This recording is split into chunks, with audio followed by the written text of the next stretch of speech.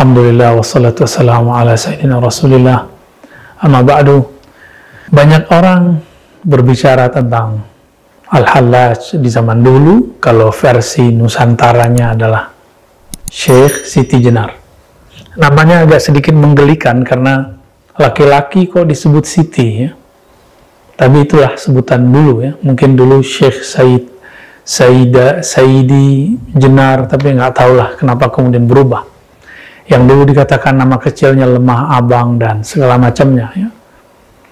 Syekh Siti Jenar ini dari masanya terlihat semasa dengan Syekh atau Sunan Kalijaga dan sunan-sunan yang lain. Jika di kalangan pembela syariat yang zahir itu muncullah sosok Sunan Kalijaga, maka dari bab hakikat muncullah Syekh Siti Jenar. Ya, kalau boleh kita sebut, jika ulama pewaris para nabi, lalu ulama mewariskan ilmunya lagi. Pewaris Imam Abu Yazid, pewaris Imam Junaid, pewaris Hallaj, itu ada semua di zaman berikut, termasuk zaman kita. Di zaman terdahulu, pewaris Junaid al-Baghdadi itulah Sunan Kalijaga, pewaris secara kerohanian. Adapun pewaris kerohanian Al-Hallaj, itulah Syekh Siti Jenar. Sejarah pun berulang, karena cip takdirnya sangat-sangat sama, hanya formulasinya yang berbeda. Kemudian muncullah kalam-kalam yang menunjukkan kalam-kalam mabuk bertuhan, mabuk cinta kepada Allah, mabuk dalam keahadian Allah, keesaan Allah Subhanahu wa Ta'ala. Teman-teman, kan Allah dalam bab akidah, alam semesta ini disebut mungkinul wujud, wujudnya mungkin, dan dia hanya ada karena diadakan oleh Allah, yang disebut wajibul wujud, yang niscaya keberadaannya pasti ada. Maka semua selain itu menjadi diadakan karena dia. Maka yang benar-benar ada hanyalah Allah. Inilah yang disebut oleh pendahulu imam wujudiyah, namanya Imam Ibn Arabi dengan Al-Wujud Al-Mutlaq. Al-Wujud Al-Mutlaq ini, jika seseorang memahaminya dengan jalur kerohanian seperti Al-Hallaj dan Syekh Siti Jenar, maka yang terjadi, tidak ada kata aku, tidak ada alam, yang ada hanya Allah Sang Pencipta. Alam ini dianggap semu dalam bab ahadiyah tersebut.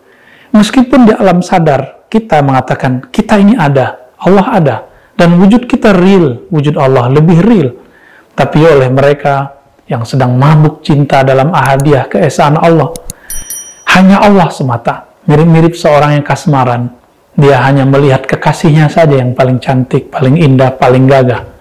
Maka di saat itu, kemanapun dia memandang, yang terbayang adalah wajah kekasihnya. Seperti cerita Laila dan Majnun. Majnun memandang tembok pun yang muncul wajah Laila, apalagi melihat siapapun. Sahabat yang makan Allah, Syekh Siti Jenar, kemudian sebagaimana Al-Hallaj, mengatakan hal yang mirip. Mengatakan, jika Al-Hallaj mengatakan, di dalam jubahku adalah Allah, tiada kecuali Allah, maka Syekh Siti Jenar lebih dahsyat lagi, di dalam dirinya hanya Allah. Wujudku adalah wujud Allah. Itulah Syekh Siti Jenar. Inilah cerita awal kenapa muncul satu zikir, satu wirid yang disalahgunakan oleh orang kebatinan. Wujud ingsun atau zat ingsun, zat Allah. Sifat ingsun, sifat Allah. Nama ingsun, nama Allah. Ini kalam tidak boleh dilafazkan kecuali orang sedang mabuk. Orang mabuk tidak dikenakan hukum syariat karena dia mabuk sampai kesadaran dia kembali. Tapi beberapa orang-orang yang melanggar kaedah ini, melanggar dharma, kaedah seorang pezikir perindu kepada Allah, dia membacanya sebelum dosis itu dibolehkan kepadanya. Maka yang terjadi, muncullah kelompok wujudiyah. Di tahun 1400-an, 1500-an, 1600-an, 1700-an, itu kemudian terjadi pergolakan dahsyat di Nusantara. Maka muncul nanti ada Hamzah Fansuri, Syamsuddin Sumatrani, kemudian juga Nuruddin Araniri. Semuanya berbicara itu. Dan puncaknya itulah Syekh Siti Jenar. Apakah kemudian Sunan Kalijaga mengkafirkannya? Kita belum menemukan satu nas, satu teks, satu riwayat dalam kitab-kitab yang berbahasa Pegon ataupun bahasa yang aksaranya Hanacaraka yang sampai kepada kita bahwa Sunan Kalijaga mengkafirkannya. Tidak. Tapi seperti dulu Imam Al-Junaid mengatakan kepada Hallaj, wahai Hallaj, ya Aba Mansur, la yaqta'uka ila dam. Tidak ada yang bisa menghentikanmu, wahai Hallaj, kecuali hukum pancung, yaitu darah yang diteteskan. Dan itu sangat mengerikan sekali. Ajaran ini belakangan dibahasakan secara lokal. Disebut dengan ahadiyah itu manunggaling. Manunggaling keesaan Allah, kesatuan Allah. Ya. Tidak ada yang bersatu. Hamba tidak bersatu dengan Allah. Kenapa? Hamba dianggap tidak ada. Maka manunggaling jangan diartikan Syekh Siti Jenar bersatu dengan Allah. Kenapa? Yang wujud cuma Allah. Syekh Siti Jenar hanya bayang-bayang. Tapi orang-orang yang kemudian lancang mau menerjemahkan ajaran Syekh Siti Jenar, kemudian mengatakan Syekh Siti Jenar mengajarkan persatuan dengan Allah. Wallahi iyyakum bihi. Syekh Siti Jenar Al-Hallaj tidak pernah mengatakan itu. Tapi mereka sedang mabuk dan mereka mengatakan hanya ada wujud tunggal. Itulah manunggaling. Kaulo Gusti, ketika mereka merasakan bahwa diri mereka tiada di hadapan Allah, seperti seorang guru tidak memandang dirinya punya derajat keilmuan di hadapan gurunya. Kenapa seorang Syekh Siti Jenar tidak boleh merasakan dirinya tiada di hadapan ilahi? Maka teman-teman sahabat melakukan Allah, jika Imam Bukhari dulu mengatakan mastasghartu nafsi ila ala ali Ibnul Madini, aku tidak pernah merasa kecil, aku tidak pernah merasa lebur kecuali di hadapan Ibnul Madini.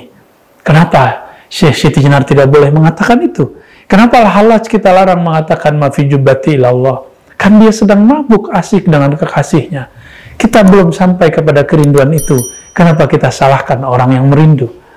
Maka sahabat-sahabat yang menekan Allah, mari berhusnuzan. Apa yang terjadi di zaman mereka itu sunatullah. Secara hukum fikih, betul, pelakunya harus ditanya, dieksekusi.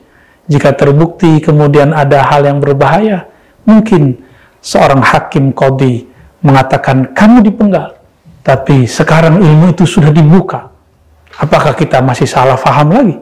Maka benarlah Imam Ghazali. Beliau mengatakan, seandainya saya jadi hakimnya di zaman Hallaj, saya akan selamatkan Al-Hallaj. Saya akan bebaskan Al-Hallaj. Maka kami pun, jika pantas mengatakan itu, akan mengatakan yang sama. Jika di zaman itu, kami menjadi hakimnya, tentu kita akan memaklumi Al-Hallaj, memaklumi Syekh Siti Jenar.